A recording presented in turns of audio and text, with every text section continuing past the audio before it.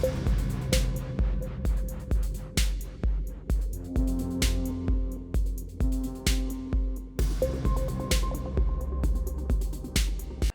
pues como decía, yo creo que ya sin solución de continuidad vamos a empezar con la segunda actividad. Entonces, bueno, el título de la actividad es Escribir con ñ, o de la conferencia, o del diálogo, porque precisamente es el título de un libro, ¿no? Que ha aparecido publicado el año pasado, si no recuerdo mal, por la editorial Olifante, que es una editorial de Aragón, de Zaragoza, que tiene mucha relación no solamente con la poesía, sino concretamente con Subro, ¿no? Porque buena parte de la obra, ¿no?, que Subro ha publicado en español, precisamente la ha publicado esa editorial, ¿no? Entonces, la razón de ser del título, Escribir con ñ, es que se trata de escritores que en principio su lengua materna no es el español. Hay escritores de Irak, de Estados Unidos, de Serbia. Subro está en el libro también. Y bueno, la primera pregunta o la pregunta que se les hace a todos ellos es básicamente ¿por qué escribir en español, ¿no? Si no recuerdo mal, creo que la pregunta es exactamente así, ¿no? ¿Escribes en una lengua que...? Sí, porque escribo en otra lengua, el español, que no es mi lengua materna, ¿no? Entonces, la respuesta de cada uno de los antologados, ¿no?, en el libro es diferente, y yo, que sé que me he leído el libro de arriba abajo, tengo que decir, y no es por quedar bien, sino porque realmente lo pienso, que la respuesta que tú diste, en mi opinión, es la más interesante. Entonces, ¿por qué, no? ¿Por qué escribir una lengua, el español, que no es la mía, no? Como lo dije ahí, pero también reitero que para mí la imaginación es mi lengua materna. Y entonces la imaginación tiene sus propias herramientas. El idioma es una de esas herramientas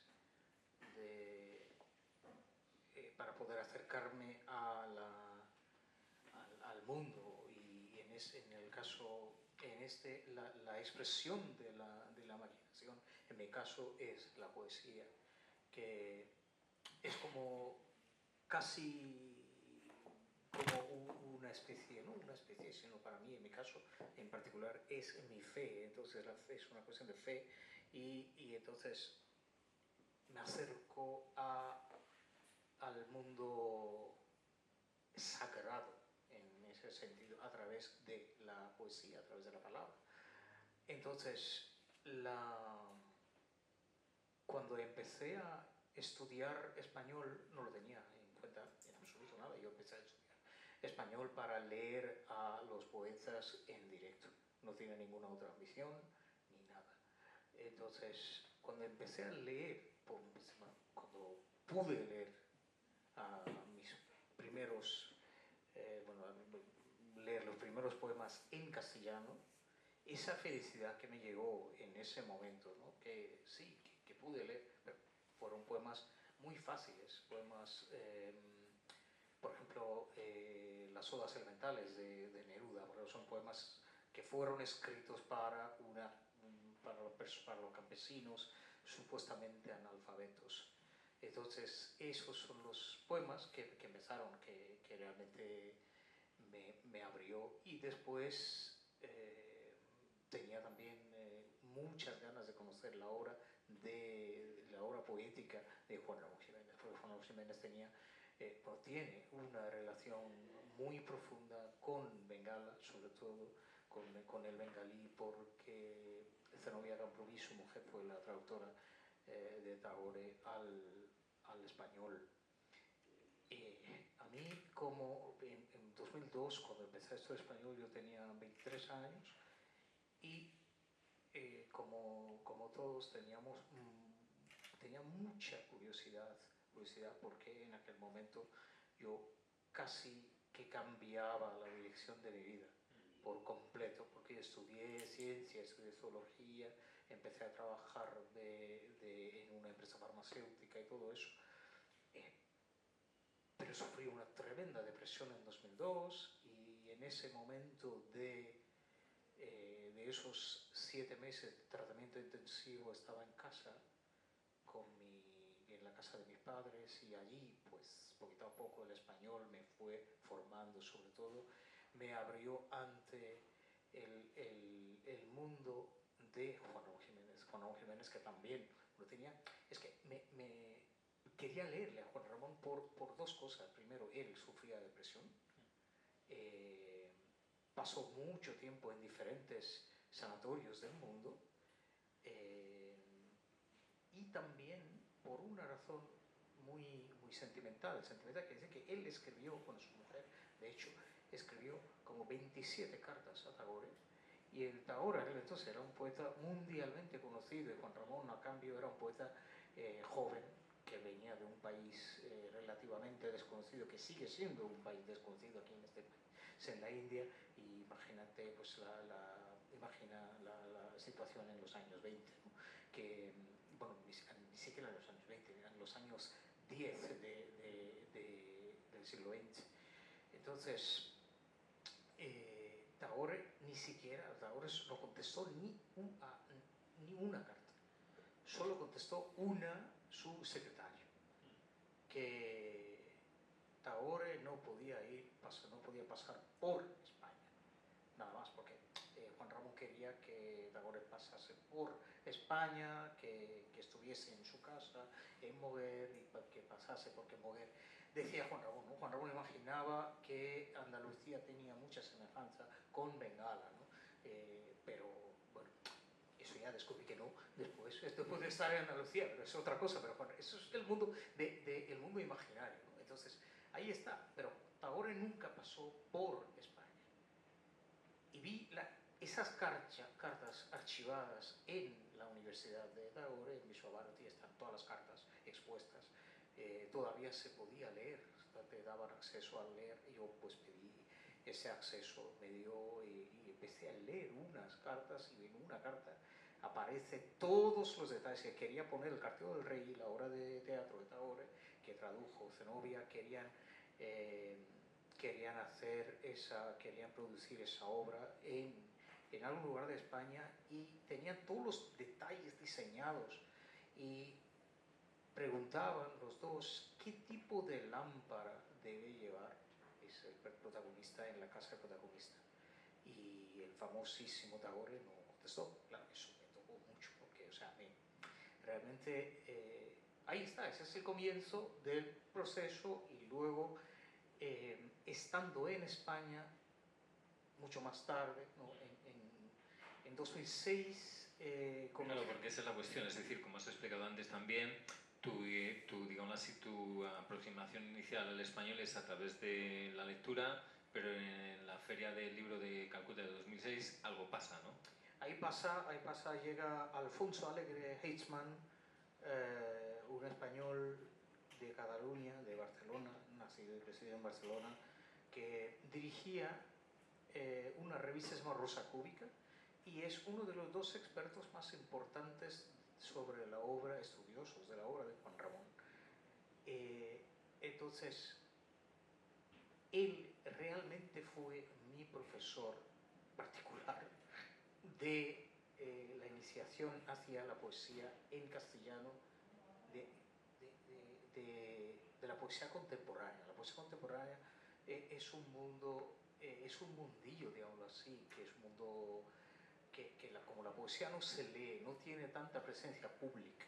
Es una vez que, si no estás en el mundillo de la poesía, no te enteras de los poetas importantes, aunque tienen mucho que decir, tienen una obra completamente deslumbrante. Aún así no son figuras públicas como lo solía ser hace un siglo, ¿no?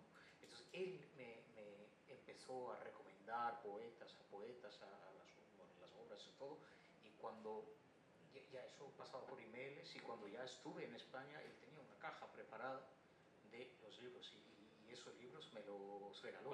¿Cuáles eran los autores que te preparó?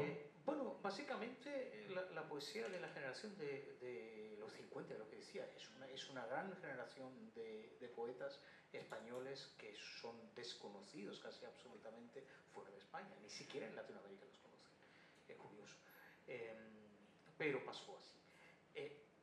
Porque la generación del 27, como tuvieron que exiliarse a otros países, vivieron mucho tiempo en Latinoamérica, básicamente en México, de allí se conoce mucho más su obra por toda Latinoamérica. A cambio, los que se quedaron en España o los que nacieron en la época de Franco, que no tenían otra manera de salir, se quedaron dentro de España, su obra, a lo que se llamó mucho más tarde el exilio interior. Eso pasó también con Vicente Aleixandre, otro poeta de la generación del 27. Entonces, esos poetas de la generación de los 50, Antonio Gamoneda, un poeta que cuando yo estaba en España, en Madrid, en 2007, acababa de ganar el premio Cervantes, salió al público y era un poeta completamente desconocido hasta su premio Cervantes. O sea, era un poeta provinciano que vivía ni siquiera en Madrid, todavía vive en León, trabajaba de funcionario del puesto más bajo de la Biblioteca Pública de León y así vivía. O sea, ahora si lees su autobiografía, tiene 2 tomos, sus recuerdos más bien, uno que se llama Pobreza, donde habla de su infancia y luego ya, en fin, que me estoy que ha cambiado mucho por las ramas. O sea, sí, pero la cuestión es esa, es decir, que digamos así, de la lengua escrita, el español empieza a hacerse ya para ti, ¿no? Algo que se encarna, en este caso, primero en ese poeta catalán, ¿no? En lengua española, y luego con Antonio Gamoneda, al que conoces personalmente, ¿no? En Madrid, ¿no? Lo conocí accidentalmente en Madrid, en un acto que una amiga poeta a la que conocí también en la feria de Calcuta, ella me dijo: oye, tú estás leyendo mucho a Gamoneda, ¿por qué no vienes al acto ese? Bueno, pues nada, pues yo pasé por ese acto y lo conocí y pues ahí está. Todavía de vez en cuando nos escribimos y él ya es muy mayor, tiene 90 y bastante años, pero de vez en cuando escribe emails y tal. Ahí está, pero Antonio Gamoneda me cambió también la vida en ese sentido, que esa manera de ver al mundo, que España, cuando yo llegué a España, como decían los españoles en la época de las vacas gordas, y una persona en 2007, España en esos años fueron los años de opulencia, ¿no? Que de todas las subvenciones y todo tipo, todo el mundo tenía bastante felicidad, todo el mundo ha cambiado de coche en cada 4 años, yo qué sé, estas cosas. Tenía 50 pares de zapatos en casa y este tipo, ¿no? Eso ya en un año vi cambiar todo eso, ¿no? Que en 2008 llegó la crisis y todo se acabó. Y ahí está. Pero Antonio Gamoneda, lo que me decía, ¿no? Es que él venía de aquella España, donde una miga de pan era mucho más importante que cualquier otra cosa. Que él vivió en una ciudad extremadamente fría en invierno, sin tener ningún tipo de calefacción. O sea, era casi imposible calentar la casa en los años 40, cuando él era un niño. Está ahí la descripción en su autobiografía, La pobreza. Y claro, esa España a mí me sonaba, porque yo efectivamente vi la India de los años 80, que aunque yo vivía en una ciudad, pero todavía yo puedo relacionarme fácilmente con la supuesta pobreza y también con la gente mucho más flexible a muchas cosas que nosotros, ¿no? Por ejemplo, los que estamos acostumbrados a muchas opciones no sabemos muchas veces vivir de la manera frugal, digámoslo así. Pero esa generación sí que lo sabía. Y después, cuando pasé a Soria... Claro, porque esa es la cuestión, es decir, en ese momento, cuando tú conoces a Antonio Gamoneda en Madrid, ¿Tú has empezado a escribir ya en español o todavía no? Todavía no, Vale. todavía no, porque, bueno, me llegaban ciertas palabras así, podía como decíamos, bueno, hace un momento, ¿no? Que ya podía pensar, ¿no? En español algunas cosas que me llegaba directamente en español sin pensar en nada, ¿no? Podía contestar en situaciones, podía desenrollarme en situaciones cotidianas, como dicen nuestros manuales. Tenía un B2 perfecto. Entonces, pero sí que en esa todavía no. Y luego, ese fue el momento. En 2007, que me gustaba mucho estar en España, quería prolongar mi estancia un poquito más, pero que aquel entonces no se podía. No era tan claro, fácil. porque tú estabas con la beca Ruiz de Clavijo de la Casa de Asia. Casa Asia, en y 2007. era una beca 2007 que esa beca duraba un año. Más. Un año. Entonces, ¿qué te inventaste, entre comillas, o qué buscaste para poder prolongar esa estancia, ¿no? Busqué, bueno, me llegó prácticamente me tocó una otro día más tarde, pero me llegó una oportunidad. Vi en el tablón de anuncios de la Universidad Complutense en el edificio de donde bueno, en la facultad, bueno, que vi en el tablón de anuncios un cartel donde ponía donde se anunciaba el concurso de la beca machadiana. Leí las condiciones, pero no las leí. En ese sentido, no las leí porque ahí pedía uno, cualquier nacionalidad podía participar en ese acto, en ese concurso. Y tampoco se esperaba que un no hispano participase en eso. Pero bueno, no se decía esto explícitamente. Yo solicité, las condiciones eran que yo, el solicitante, enviara sus poemas, 10 poemas suyos en castellano y una propuesta de 3000 palabras de en qué iba a trabajar en Soria, qué tipo de poemas iba a escribir en Soria. La condición decía que tenía que vivir 6 meses en Soria para conmemorar el centenario de la llegada de Antonio Machado en Soria. Claro, porque estamos hablando de la primera beca internacional de Antonio Machado. Yo fui el primer becario de la fundación. Pero entonces, claro, si las condiciones eran esas, ¿tú ya tenías escritos poemas en español entonces? Ahí está. Yo tenía poemas escritos en bengalí. Como no ponía en ningún momento que tenía que ser original o traducciones, no pone ninguna.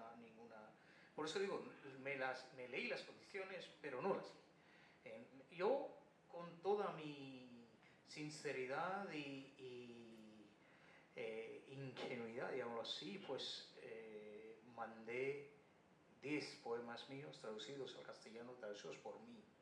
En ese sentido, a la hora de traducir esos poemas, sí que los tuve que recrear. Ese fue el primer momento de escribir algo en castellano.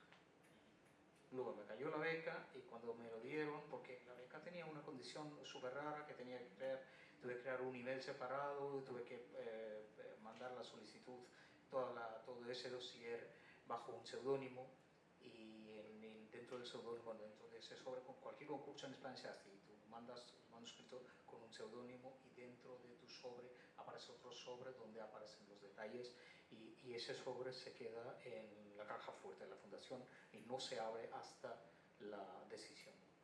Cuando se abrió, el presidente de la fundación se dio cuenta que no era español y me escribió un email expresando su duda. Claro que con ese apellido demoníaco, ¿cómo podía escribir en castellano? Eso era su duda, y le contesté que sí, que sabía algo de español, podía esa carta, esa propuesta, todo ese dossier lo preparé yo sin tener ayuda de nadie. Porque la propuesta era ¿qué? O sea, además de los 10 poemas, la propuesta que tú hiciste... La beca, como dice la beca, como sigue existiendo la beca, es revivir la experiencia machadiana en Soria.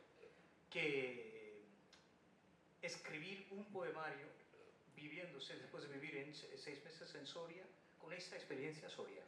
Todos los becarios de la fundación escribieron un libro con su experiencia soriana. ¿Pero tú habías leído a Machado antes? Sí. Vale, porque claro, hablaste de la generación del 27, la del 50, Neruda, Juan Ramón Jiménez, pero Machado, ¿en qué momento aparece en tu radar? Machado aparece en mi radar gracias a dos personas. Primero, un arquitecto español que también estuvo en la Feria de Libros de Calcuta construyendo el pabellón, Carlos Fernández Hoyos, un madrileño, a él lo llamábamos el ingenioso Hidalgo de Castilla, no La Mancha, la vieja. Él era de un pueblo, bueno, cerca de Guadalajara, pero ya entrando en Castilla, en esa parte, esa carretera que va de Madrid a Soria, en uno de esos pueblos. Pero él lleva muchos años viviendo en Madrid. Él me regaló una antología de Antonio Machado, pero esa antología no la leí, porque no la entendía nada. O sea que, claro, con mi español de B1 no se entendía eso.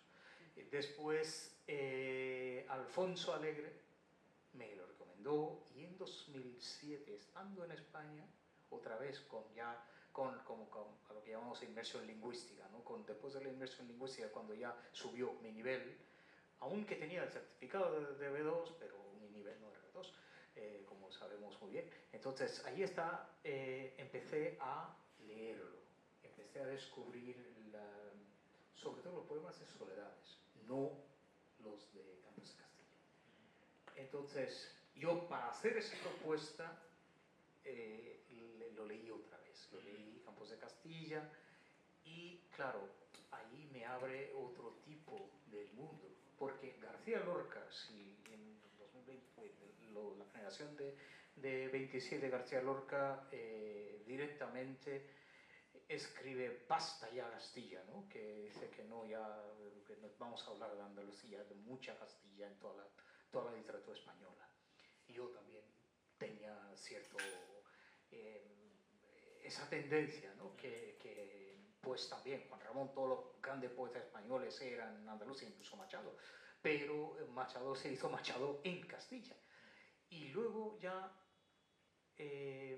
descubriéndolo, ¿no? Que cuando preparé la propuesta me imaginé un tipo de ciudad de Soria. Estuve en Segovia, pero no estuve en Soria nunca. Pero en la otra ciudad machadiana. Machadiana, exacto. La otra ciudad machadiana, y allí en Segovia, pasando por Segovia, descubrí también en la casa museo de Machado, y en ese museo, si pones esos auriculares, te explica cómo Antonio Machado pasaba las noches de invierno sin calefacción, porque dentro de la casa hacía más frío que fuera, pues salía al balcón y pasaba momentos, pues sobre todo aquellos años, ¿no? Que tú todavía en Delhi se siente eso, en invierno se siente mucho más dentro de la casa que fuera, pues ahí está. Ahí pues me acerqué a la obra de Machado, lo leí sus cartas, leí sus reflexiones, y también descubrí a María Zambrano. Esto ya, un libro pequeño se llama El claro del bosque, muy difícil de leer para un estudiante de L, pero lo leí con María Moliner, de profesora particular en la biblioteca de Casa Asia. Juntando todo, por eso digo, mi España es una España leída en muchos casos. Mi experiencia de libros, de lectura, de todo eso, ¿no? Pues me cayó esa beca y el resultado es el primer poemario en español, ¿no? De la beca, que es La ciudad leopardo, ¿no? Entonces la primera pregunta es ¿por qué esa metáfora, no? Eso dijo Oscar, que solo un indio podía escribir eso, describir la Soria como ciudad leopardo. Como tú bien lo sabes, que yo paso mucho tiempo en Darjeeling, en la montaña. En esa parte hay leopardos y elefantes, muchos tipos de animales supuestamente salvajes que andan por ahí. Y leopardo todavía en el campus de la Universidad de North Bengal, donde está la Facultad de Zoología, donde termina la facultad, hay como una especie de muro, como lo tenemos ahí, justo si cruzas el muro ahí puedes ver todavía muchos animales, muchos felinos en ese sentido, no cruzan el muro nunca. Sí, allí, bueno, como esto es zoología, esto es... yo vivía en el edificio más alto de Soria, en uno de los puntos más altos de Soria. Como sabes, es una ciudad bien ondulada que tiene ciertas calles empinadas, digámoslo así. Pues yo vivía en la 8ª planta de un edificio en un cerro, una especie de cerro que había ahí. De allí se veía la dehesa, el Parque Central de Soria, y un día me apareció que como uno de esos días de mucha luz, descubrí el parque como si fuera un leopardo descansando. De ahí viene el título. No es nada de violencia ni nada.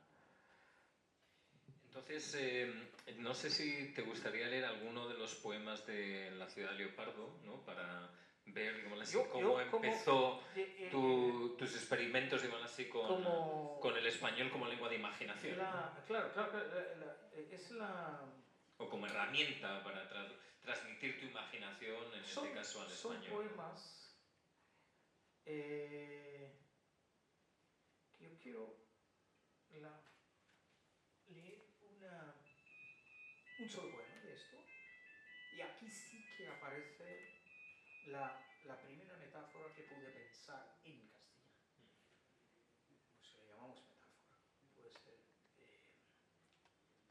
Quedé asombrado por la extensión como la de un día monótono, largo, un ala grande, blanca.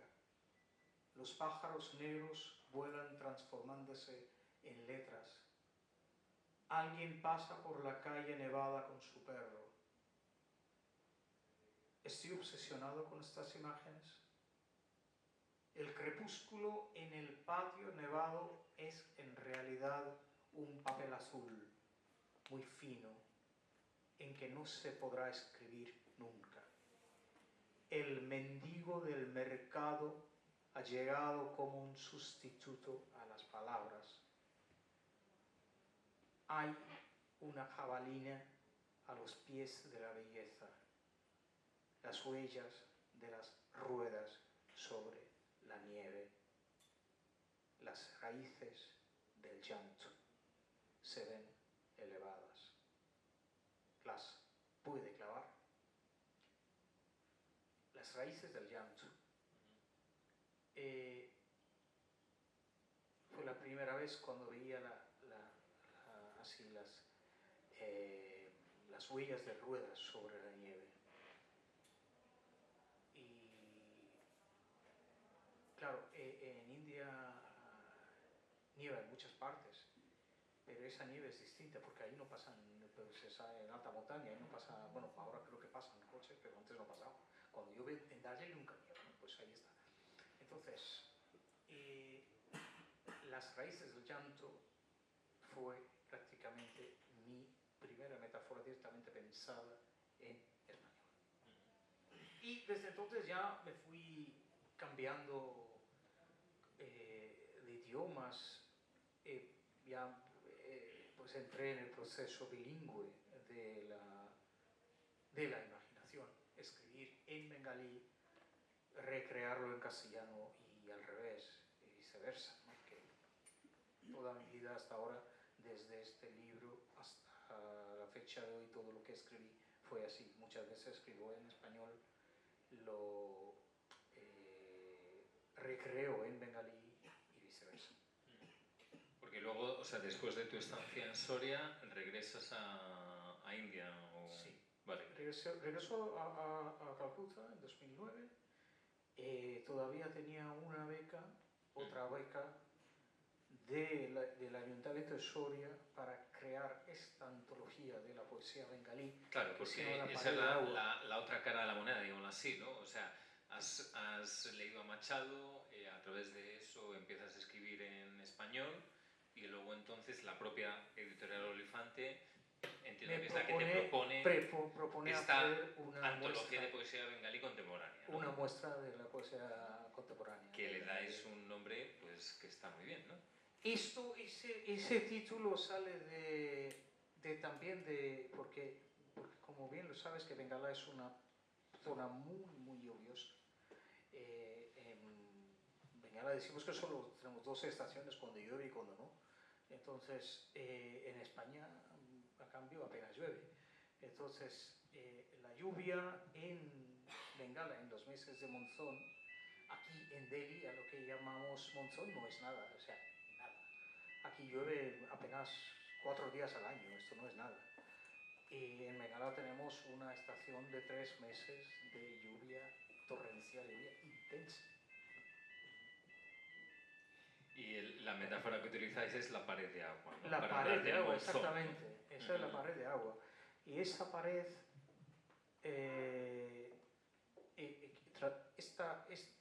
esta antología, cuando yo publico algo siempre trabajo con un nativo. O sea, quiero decir que aunque mi proceso creativo es muchas veces bilingüe, aún así siento mejor trabajar con un corrector de la lengua meta, digámoslo así. Entonces, en este caso fue Violeta Medina. Violeta Medina es chilena, chilena de nacimiento, pero lleva toda su vida viviendo en Madrid. Recibió la beca, lo que llaman los chilenos la patada en el culo, de Pinochet. Llegó a España y estudió en la Autónoma, hizo su doctorado y se quedó ahí trabajando de periodista en España. Y es poeta, y con ella hice esta antología. Entonces, si yo le invité a estar en Calcuta, a pasar los meses de monzón para ver realmente qué es monzón, porque ella es chilena, y ella sí que el sur de Chile sí que llueve. Y Neruda, de hecho, tiene un poema que se llama Donde nace la lluvia. Y yo quería enseñarle el otro nacimiento de la lluvia. Y ahí está, pero ese año no llovió. Ese año fue el año de la niña y no pasó lo que iba a pasar. Entonces ya estuvo aquí hasta el mes de... Llegó la lluvia a finales de agosto. A cambio, a Calcuta, a Bengala, llega el monzón el día 8 de junio. O sea, hubo un retraso de 2 meses. Este es fruto de esa interacción. Y la cuestión es que, claro, aquí, digamos así, por eso digo lo de los vasos comunicantes, ¿no? ¿Cómo es la experiencia de tener que transmitir una imaginación de bengalí al español, ¿no? Es decir, porque aunque Violeta Medina es la que, digamos así...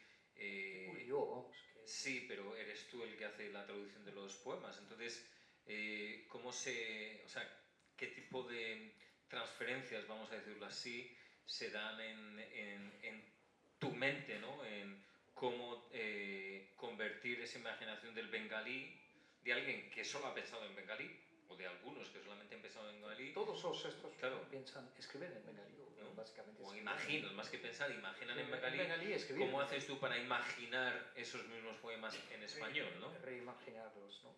Que sí, es como... la traducción para mí es como hacen muchos cantantes, cantan las composiciones de otros. Para mí, esta es el acto de traducción. Entonces, no tengo la libertad, no puedo tomar la libertad que tomo conmigo. Entonces, en este caso, es difícil traducir con todo el trasfondo cultural que hay. Entonces tuvimos que poner muchas notas al pie, tuvimos que simplificar muchas cosas, pero las metáforas no. Entonces, en este caso, ¿no? Que tuvimos que cantar con una partitura ya definida, pero en otra lengua. Entonces, fue un trabajo más difícil que hago conmigo. Y como dijo Samir, se dio cuenta de que no estaba hecho por ser profesor, y yo, después de hacer este libro y luego traduje una antología de la poesía de Antonio Machado, lo mejor de Antonio Machado, digámoslo así, en bengalí. Después de hacer estos dos libros me di cuenta de que no está hecho para ser traducido. Bueno, yo sobre esta cuestión, y esto ya es algo que, como nos conocemos desde hace mucho tiempo, yo a Subro le he intentado convencer sobre una cuestión, porque efectivamente, o sea, este primer libro, o sea, este libro... Ese libro, el que tú me estás convenciendo, esto ya está a punto de salir. Ya, pero por ti. Sí, sí. Vale. Acabo de traducir otra vez. Porque la cuestión es, o sea, para empezar, La pared de agua es, como se dice en la solapa, el primer libro de poesía contemporánea de alguna lengua de la India que se traduce en español. Directamente. Y luego, si no me equivoco, tú eres el primero que tradujiste a Antonio Machado a alguna lengua india, ¿no? Sí. Vale. Bien. Entonces, a lo que voy es que yo, lo que le insistí a Subro desde hace mucho tiempo, prácticamente desde que nos empezamos a conocer, es, vale, Tagore está traducido, pero está traducido del inglés, no del bengalí, ¿no? Entonces, yo le insistí a Subro en otra vez, digo, tío, o sea, tú eres la persona, por todas las razones del mundo, que tendría que traducir por primera vez del bengalí directamente al español a Tagore, ¿no? Y eso está pasando ahora mismo, que Jesús Aguado, un poeta contemporáneo español, también un amante de India, muy amigo de Oscar Pujol, estuvo, de hecho, compartieron la estancia de ese periodo en Benarés. Jesús Aguado no pasó tanto tiempo, pero pasó unos bastantes años de su vida en la India, conoce muy bien la India. Él me convenció a hacer una antología de Tagore. Esto es lo que fue.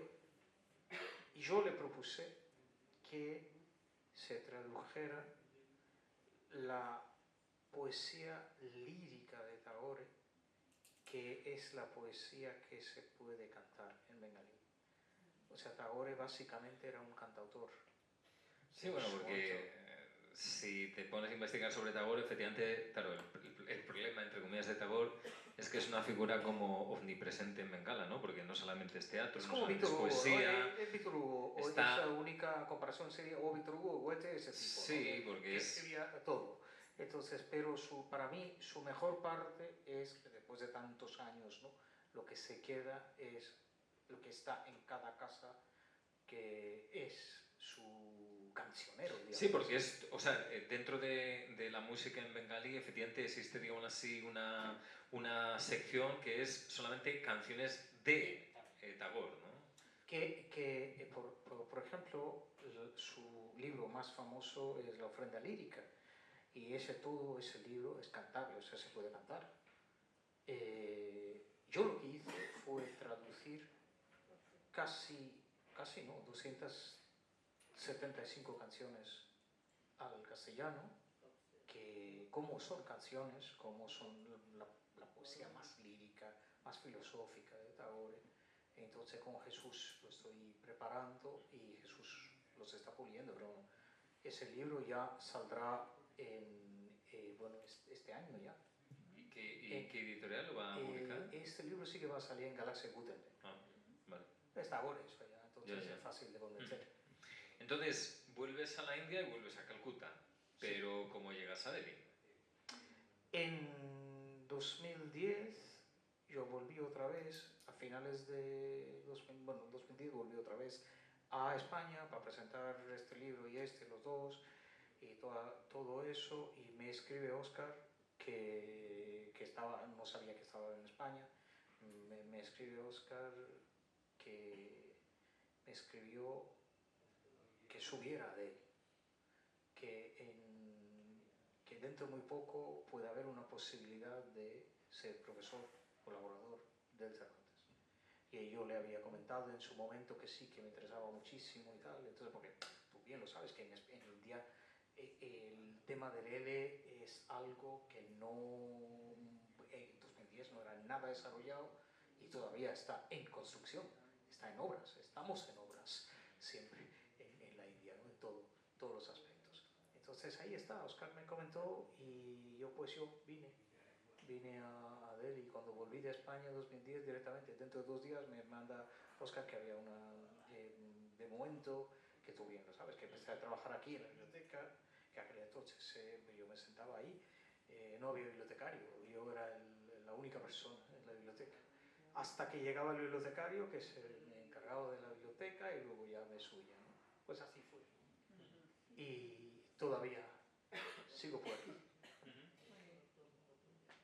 Entonces, a partir de ahí, claro, tu relación con el español es básicamente como profesor, ¿no? Pero sí que sigues viajando a España o a otros países, porque has estado invitado en la Feria de Medellín, en Guadalajara, en México. Entonces, tu obra continúa, si no recuerdo mal, con poemas metálicos, creo, ¿no? Entonces, Sí, ¿no? sí, También, en este caso, publicado, creo que son también de Aragón, Amargor, No, o... este de Amargor ya no existe, que publicaba libros de Madrid. Esa era una editorial de Madrid y me propuso hacer este libro. Y este libro sí que la mitad de ese libro fue escrita en castellano. Y claro, ese libro lo escribí cuando ya estaba en Dale. Entonces sí, que salió en 2013, si no me equivoco. Y en 2013 es también cuando tú recibes el premio Sahitya Academy, creo, ¿no? Sí. Poetas jóvenes, nacional, ¿no? Sí, sí, escritores jóvenes. Sí. Pero claro, eso ya es por alguno de tus libros en bengalí directamente, entiendo, Sí, o por tu obra en bengalí. No, por un libro en bengalí. De hecho, claro, la mitad de ese libro fue escrita en castellano y por eso esa parte la traduje yo al bengalí, ¿no? Como la hice como una especie de reelaboración en bengalí. Entonces, Pero inicialmente lo escribiste en español. Algunos de esos poemas, sí, casi Vale. la mitad. Y esa mitad está aquí en este libro. Vale. O sea que la mitad de los que escribiste en español está aquí, pero la obra completa es... En bengalí, pero al final, sí. ¿Pero también se llamó poemas metálicos en bengalí? No, en bengalí se llama Las inscripciones budistas. Esos poemas aparecen, es así, las inscripciones budistas, en este libro, porque las inscripciones budistas, esa parte la escribí en bengalí, porque es un diálogo mío con el budismo, porque el budismo es, para mí, no es una religión, sino una filosofía y una de las 3 filosofías materialistas de la India. Entonces, saliendo de la mística, la mística del budismo fue creada por los tibetanos y luego mucho más tarde por los japoneses. Aquí era una filosofía más bien atea, más que atea, era una manera de vivir. Entonces, yo empecé a dialogar con el budismo en esa serie de poemas, pero ese vocabulario, ese léxico ya estaba en nuestras lenguas. Cuando salió este libro, me propuso el editor que por qué no tradujera algo mío con cierta... que tuviera una poesía más bien auténticamente india, pues... Vale, entonces es cuando aparece publicado, creo que el Sumarsal. último tuyo en español hasta ahora, ¿no? Que es sí. Sumarsal, ¿no? Sumarsal.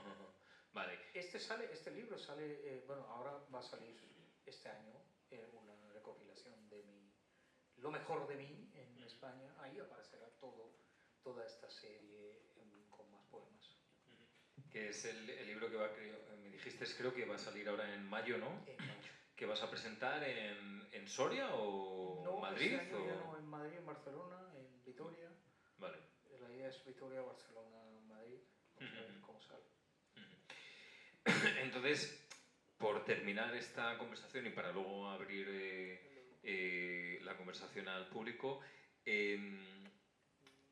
esos vasos comunicantes, esa imaginación que se expresa en bengalí, en español, ¿cómo, no sé, si ha ocurrido qué influencia ha tenido el bengalí en el español o el español en el bengalí a la hora de tú traducir esa imaginación tuya a diferentes lenguas? Es decir, ¿sí que hay vasos comunicantes o en ese sentido es como compartimentos independientes o realmente...? Porque claro, una de las cuestiones fundamentales, ¿no? A mí me ocurre, por ejemplo, es que al ser una lengua que no es tu lengua materna, ¿no? En este caso el español, como que te atreves a jugar con la lengua. A mí me ocurre con el inglés, por lo menos lo intento hacer, ¿no? Pero claro, no te sientes, digamos así, compelido por la gramática, la Real Academia, en este caso es el español, sino que como extranjero tienes esa libertad de jugar con la lengua, que en principio yo creo que cualquier poeta en su propia lengua materna siente esa libertad, ¿no? Entonces, en tu caso... En español no, me muevo más cautelosamente. Sí, porque para mí la poesía es la máxima expresión de la imaginación que conozco yo, que hay otras expresiones seguramente, pero para mí es el máximo. Entonces, una lengua que no es mi lengua materna, me muevo con más cautela. Y sobre todo, si intento publicar con una editorial profesional, ahí pues sí tengo que pasar por una serie de correctores profesionales. Ahí no te da mucha libertad. Pero ayer, como te comenté, una anécdota que Ángel Guinda, cuando en España me dio una distinción, me dijo: ¿qué palabra me puedes regalar para que te diera esa distinción? Y yo le dije: hospitalesco.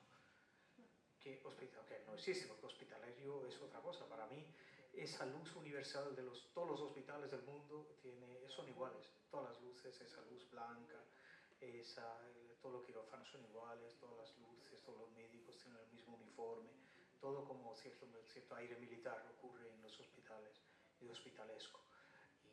Pero claro, esa palabra no existe. Porque claro, yo me he estado leyendo un poco los prólogos y las camisetas, ¿no? Digamos así, de los diferentes libros tuyos. Y por ejemplo, este prólogo de Ángel Guinda, que es el fundador, ¿no?, de Olifante, ¿no?, dice, por ejemplo, aquí en uno de los párrafos, ¿no?, hablando de poemas metálicos, ¿no?, transfusión narrativa con la pregunta como asombro paradójico: ¿por qué no rebosan los buzones de esta ciudad sin carteros? El continuo salpicar de sorpresa y estremecimiento en las calles en que se movía la casa, ¿no? Entonces, por eso digo, claro, aquí estás utilizando unas metáforas, ¿no?, jugando con el español, ¿no? O dice después, ¿no? Intentando empujar un poco, claro, la frontera. A eso me refiero. Luego dice, ¿no?, intensidad líricamente alógica, con sintagmas y frases de conmoción: octubre blando, pájaro de cuchillos, la lengua sobre una comida puntiaguda, la pared de lo clandestino. Entonces, por eso digo, ¿no?, que más allá del respeto, digamos así, al español... Sí. Utilizando las palabras ya cogiendo del cementerio de las lenguas, que es el diccionario. Utilizando, yo llamo siempre el diccionario, es el cementerio de las palabras. Que tenemos tropecientas mil palabras. Ahí ves estos diccionarios tan tochos gordos que hay palabras que ni siquiera sabe. Claro, en Soria ayer te comenté, es la diferencia entre el lodo y el fango. Que todo esto viene de un mundo rural que ya no existe en España. Nadie ni siquiera sabe qué es el lodo, fango son iguales, o ni siquiera lo saben qué es. Yo dudo mucho que un joven nacido en una ciudad sepa qué es un lodo, que nunca habrá visto qué es lodo, por ejemplo, ¿no? Ese tipo de cosas sí, que uso las palabras ya existentes, no juego con las palabras, pero sí que las metáforas son mías. Entonces, pero luego, cuando tú te expresas en bengalí, el hecho de que tu imaginación también se exprese en español, sí que te ha hecho que en bengalí, digamos así, descubras o juegues con el bengalí, lo retuerzas, digamos así, lo flexibilices. Lo mismo ocurre que hay lugares donde, cuando yo me recreo, ¿no?, del español al bengalí, que sí que tengo más libertad. Más libertad quiero decir que a pesar de todo, a pesar de los pesares, a pesar de los años y todo eso español sigue siendo, yo sigo siendo un estudiante de él, para mí es el marco común europeo, es el marco que tengo yo en mi mente, ¿no? Que en el caso de bengalí eso no lo tengo. Yo siempre hago esta broma, que marco común europeo sí que es un marco, pero en la India no hay un marco común indio, entonces ahí puedes salir del marco. Puedo tomar cierta libertad porque la gramática de las lenguas de Norte India me da cierta flexibilidad. La flexibilidad de crear palabras. En ese caso, el español es una lengua bastante rígida. En lugar de crear... Sí, si tú piensas que... ¿Por qué? Esa duda que teníamos, ¿no? Por ejemplo, todo el mundo usa selfie ahora, pero en español existe una palabra, autorretrato, de toda la vida, pero nadie puede utilizar, nadie imagina autorretrato como algo que se puede hacer con un móvil. El móvil. Yo sé que lo utilizo, pero bueno. Ya, tú sí, porque tú eres porcelano, pero eso ya está dentro de nosotros. Pero si hablas con un jovencito que sale del instituto, ¿qué hace? Un selfie. Nunca dice que me haga un autorretrato con el móvil, ¿no? Pero eso lo es, ¿no? Las palabras desaparecen porque el joven no siente esa flexibilidad, no ve esa flexibilidad. En el caso de todas las palabras de informática en castellano viene del inglés, se usa del inglés directamente. Y en el caso de India también, ¿no? Que sí, pero se puede inventar. Como el caso del autorretrato, el uso de una palabra antigua, yo, por ejemplo, una pastilla en contra de alguna enfermedad, cualquiera que sea, se puede utilizar un prefijo y el nombre de la enfermedad y se puede crear el nombre de la pastilla. Pero nadie lo utiliza, todo el mundo utiliza la palabra en inglés o los médicos no lo saben, pero yo, conociendo un poco la gramática de mi lengua, o de hecho la gramática de todas las lenguas de Norte India, que es la misma gramática, la base es de sánscrito, es fácil de crear, tenemos un banco de palabras de sánscrito en todas las lenguas de India y nos podemos entender perfectamente de esas palabras. De hecho, un poeta indio dijo que si tuviéramos una misma grafía como lo tienen en Europa en mayor parte, nos entenderíamos mucho mejor. Que, por ejemplo, un marathi hablante puede leer el hindi perfectamente porque comparte la misma grafía. Pero un hindi hablante, a pesar de compartir la misma grafía, no entiende ni jota del marathi, porque es como si tú leyeras el alemán. Ese es el caso. O el alemán leyera el español. Y esto todo nos lleva al final al libro que yo no sé si habéis presentado o no habéis presentado allí en España. En España se ha presentado ya. No, Escribir con ñ, ¿no? Escribir con ñ es una iniciativa de Abdul Hadi Adun, que es un iraquí que lleva toda la vida viviendo en España, es profesor de árabe del árabe en la Universidad Autónoma de Madrid, ahora está en la Complutense de Madrid. Vino a España con una beca durante la Primera Guerra del Golfo, vino a España refugiado y terminó su doctorado, empezó a ir en la Guerra del Golfo, ya son muchos años. Él descubrió una serie de poetas de diferentes países, ¿no? Que escribían, o por lo menos intentaban escribir en español. En Marruecos esto ocurre mucho, como dice el propio prólogo, ¿no? El propio prólogo dice que en Marruecos hay muchos poetas que escriben en español, o muchos escritores que escriben en español. Por eso solo hay una voz joven magrebí, el resto no, el resto de otras partes del mundo, y es una muestra de los otros poetas, entre los cuales me encuentro yo también. Sí. Y, o sea, que este libro no se ha presentado entonces en España. Sí, ¿no? Se ha presentado en varios lugares. Vale. Ahora mismo se está presentando en la Feria de Libros del Cairo, con la ayuda del Cervantes del Cairo. Y sí, está ahí. Vale. Publicado de nuevo por Olifante. ¿No? Por eso digo que Olifante en ese sentido... Olifante es una de las 3 editoriales más activas de poesía, todavía sigue siendo, ¿no? Que nació en 79 y sigue existiendo. Muchas otras editoriales ya han cerrado. Sí, porque es lo que ha pasado con un par de libros tuyos, ¿no? Tanto esta Amargor editorial como Sastre de El Apollinaire. Sastre de Apollinaire, El Sastre de ¿no? Apollinaire existe todavía, Ya. casi que no existe, Ya. como que no existiera. Bueno, y no sé si preguntarte por el futuro o mejor ya abrir a preguntas del público. El futuro en el sentido de... el futuro está a manos de Olga Chávez. Vale, bueno, pues entonces vamos a abrir el micrófono al público para que comenten, pregunten. De la nueva directora.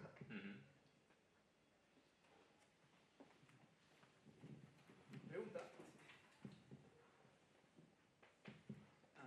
Es una pregunta muy Un básica. preguntón, ¿eh? Has preguntado mucho.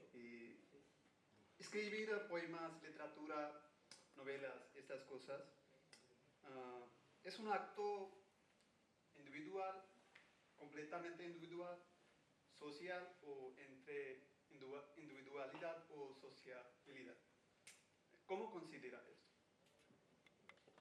Antes yo pensaba mucho en la sociedad, pero a la sociedad les importo 3 pepinos. Entonces a mí la sociedad me importan 3 pepinos también.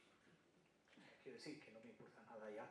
Yo escribo lo que está dentro de mí. Yo si pienso en otros, no puedo escribir lo mío.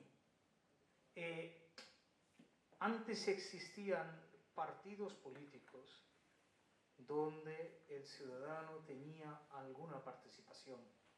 Ahora en este mundo completamente comercializado, donde los comerciantes realmente dominan la política, el escritor tiene, o cualquier individuo, tiene poco que hacer. Hace 2 días, ¿cómo se llama? El Elon Musk quiso apropiarse de todos los archivos de la Casa Blanca. Y en un canal de Estados Unidos lo llama un golpe de Estado, lo es. Y nada más. Entonces, no, para mí es un acto de un individuo y simplemente expresar lo que hay dentro de mí, no hay más. Sí se puede expresar. Quiero añadir más. Pero lo que escribe pertenece a la sociedad. No lo sé. No sabría decirte con certeza que pertenece a la sociedad o no. Porque si piensas en la gran sociedad en general, un libro ahora mismo en este mundo se imprime bajo demanda, se llama print on demand, en todos los países del mundo, en todas las editoriales, casi. Entonces no hay prácticamente lectores existentes como se existía antes. Entonces, ¿pertenezco yo a la sociedad? ¿La obra que hago yo pertenece a la sociedad? ¿O mi obra como la de un alfarero? Un alfarero existe, esa profesión existe, pero ¿quién usa una taza de barro? O la expresión artística ahora se hace a través de reels, de shorts, de otras formas de vídeo. Son ellos que tienen más necesidad social que otros. Porque, por ejemplo, un músico que se dedica a la música clásica no puede hacer una manifestación política a través de la música clásica. La música clásica está en su lugar y su papel de ciudadano está también en otro lugar. Pero escribimos en conceptos sociales como... Yo antes pensaba ya no. No, pero... No, porque yo vengo, aquí está Baú tiene más experiencia que yo en esto, Baú es de Kerala y yo soy de West Bengal, que los 2 estados fueron gobernados, o Kerala todavía es gobernado por el Partido Comunista. Tenemos mucha carga social en muchas partes, pero la poesía bengalí ya se separó de esto en los años 40. Y la poesía en Malayalam también no tiene... La poesía social sí que existe, es una poesía de protesta, pero son poesías de una ocasión, ¿no?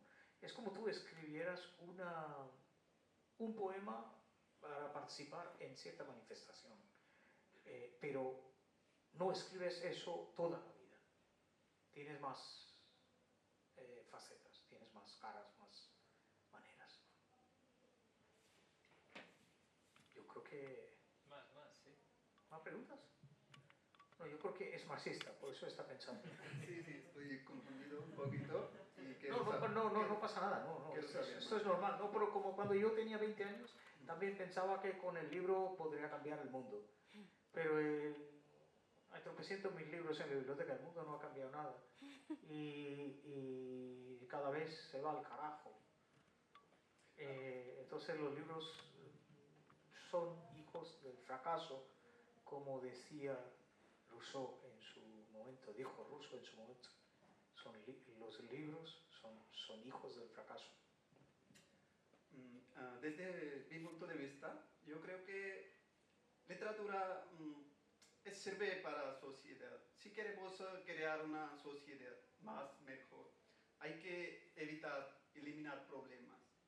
Y por eso, si solo escribimos solo por nuestras expresiones y exaltación, yo creo que para otra persona no es sirve. Y por eso no hay que publicar libros. Sí, es un acto muy individual. Yo creo que no es... Por mí, yo no publicaría nunca. Estoy de acuerdo contigo en ese caso. Pero tengo amigos que me dan patadas para sacar un libro. Entonces, yo los quiero mucho. Y por mi amor, yo los advierto. Porque si publican un libro mío, que básicamente todos son amigos, ¿y qué van a ganar con ese libro? ¿No? Que encima es el trabajo de un alfarero que no sirve para nada. Puedo añadir más. ¿Le gusta poesía de Neruda? No la parte política. Y de Lorca. Sí, pero Lorca escribe poca poesía política en su vida. Me gusta más El poeta en Nueva York. Me gusta más el romance de los gitanos, muy bien, pero me gusta más El poeta en Nueva York, y después murió.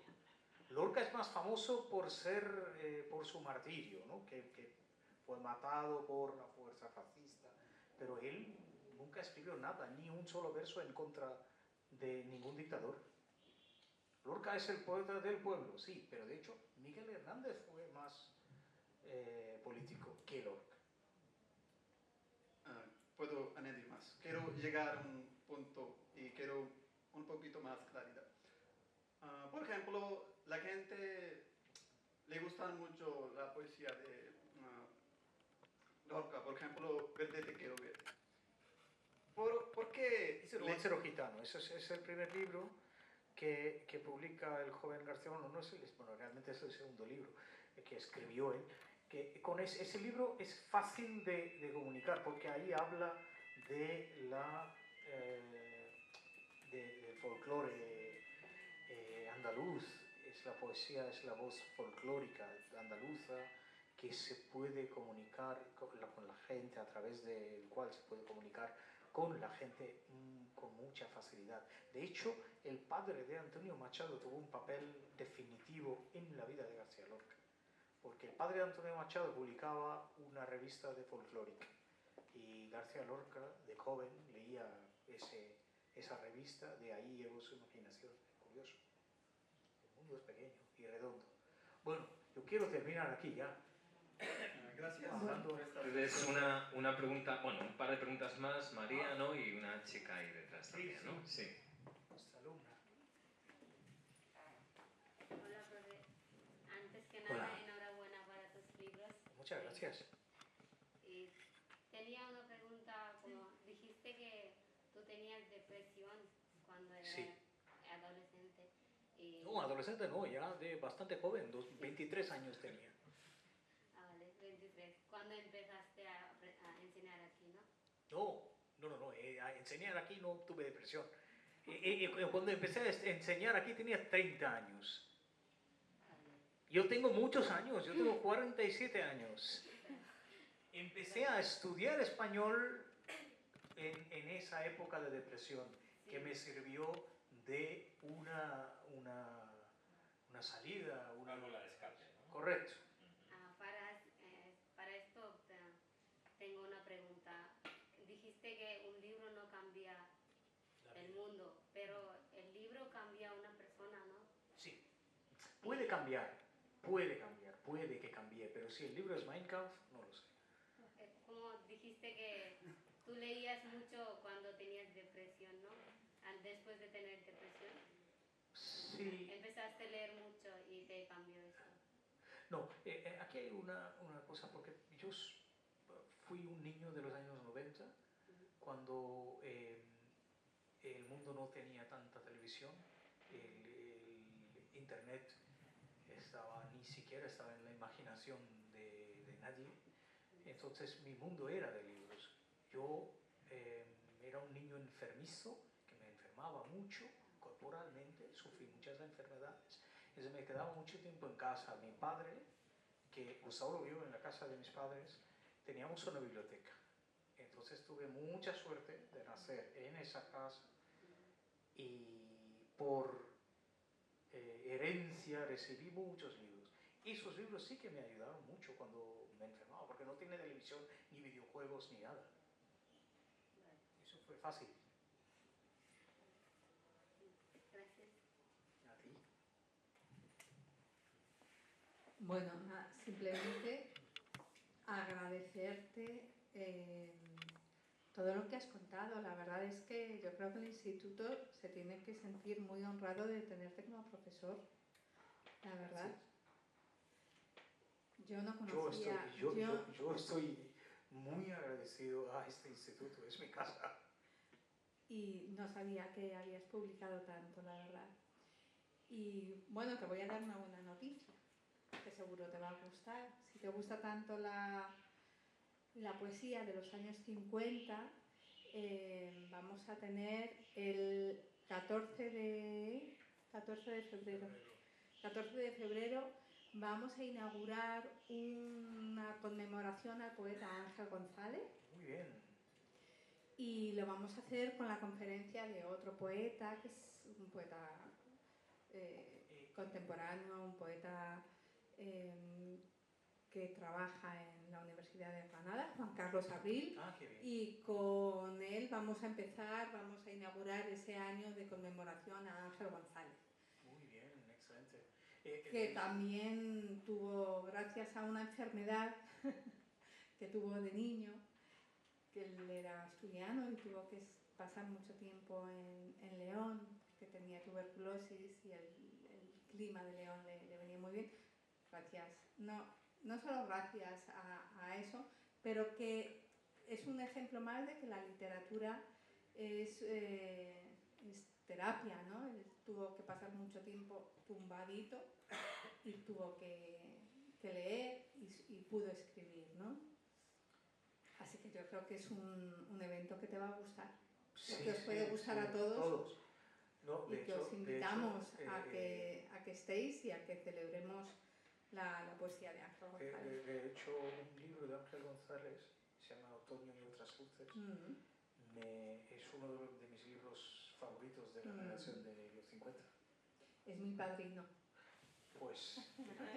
Lo tenía que decir, lo siento. Muy bien, eso está muy bien. Tuviste mucha suerte de tenerlo, ¿eh? Sí. Pero él vivía mucho tiempo, pasaba mucho tiempo en Estados Unidos, ¿no? Que vivía en entre Nuevo España... México, sí. En Nuevo México, sí. Claro. Él consiguió, el problema es que uno no vive de poeta. No, nunca. Entonces él consiguió un trabajo fijo en Albuquerque, Nuevo México, Estados Unidos, sí. Pero venía, él era un asturiano de los que quieren mucho, necesitan Asturias, necesitan el verde, y por eso pasa. Así que bueno, pues, seguramente sí, me gusta, y disfrutarás. cualquier cosa, que sí, yo le dije a Isabel que cualquier cosa de poesía, pues contar conmigo. Fenomenal. Pues muchas gracias. Y a ti también, Gustavo. Bueno, de nada.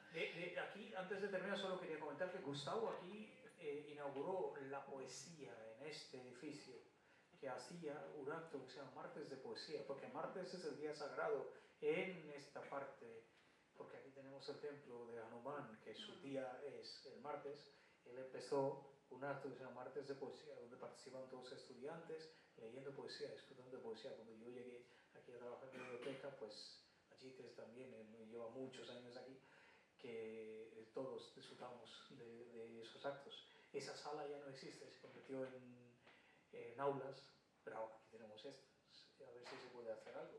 Bueno, los vídeos están en YouTube de todas las actividades de martes de poesía. Muchísimas gracias por participar. Bueno, si es que en realidad yo creo que ha quedado bastante claro, es una conversación entre dos amigos. Sí, sí. Esa era la idea. Nunca me gusta, como profesor de inglés, nunca me gustan las charlas magistrales, para nada. Sí. Que sea dinámico. Todos los libros de los que hemos hablado están aquí en la biblioteca del Instituto Cervantes de Nueva Delhi, con lo cual no solamente estos, hay muchos más, ¿no?, de autores indios en español, y sí que a mí me gustaría animar, ¿no?, a todos los que estáis aquí, a todos los que nos vais a ver a través de YouTube, que utilicéis nuestra biblioteca, ¿no?, porque desde luego en Delhi, si no en la India, es seguramente la biblioteca más importante en español, ¿no? Entonces yo creo que es algo que hay que poner en valor. Este espacio es magnífico para eso, y como ha dicho muy bien la directora, va a haber otras muchísimas ocasiones en las que esta biblioteca va a poder acoger, ¿no?, a actos de este estilo, lo cual pues me parece muy bonito. Así que muchas gracias por haber asistido y espero que nos veamos.